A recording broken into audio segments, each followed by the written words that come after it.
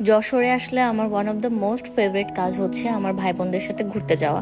তো সেদিন বিকালেও আমরা প্ল্যান করছি যে আমরা বের হব, আর এদিকে আমি আমার ভাইকে দেখাচ্ছিলাম সে তার এত বড় খাট রেখে সবসময় ফ্লোরেই থাকে, ফ্লোরেই ঘুমাই, ফ্লোরেই গল্প করে, সবকিছু তার ফ্লোরে। এদিকে আমি ওর পারফিউম মাখতেছিলাম, এই ভিডিওতে তোমরা সবাই দেখছো অলরেডি।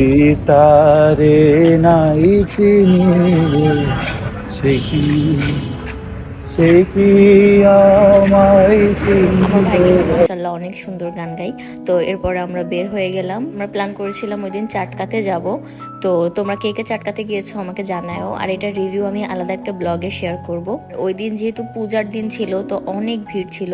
আমরা বেশ কিছুক্ষণ ওয়েট করার পরে ওখানে ফাইনালি একটা সিট পেয়েছি বসার জন্য। তো ওখান থেকে খাওয়া দাওয়া শেষ করে আমরা একটু আশেপাশে ঘোরাফেরা করলাম, আর লাস্টে এই যে ভুট্টা খেতে খেতে বাসায় চলে এসেছি। এটা হচ্ছে আমার ভাইয়ের অনেক পছন্দের একটা খাবার, আর শীতের সময় এটা বেশি ভাল লাগে। আমি খুব একটা বেশি পছন্দ করি না, বাট ওর পাল্লায় পরে আমিও সেদিন খাচ্ছিলাম আর কি। তো যাই হোক, thank you so much for watching, bye by.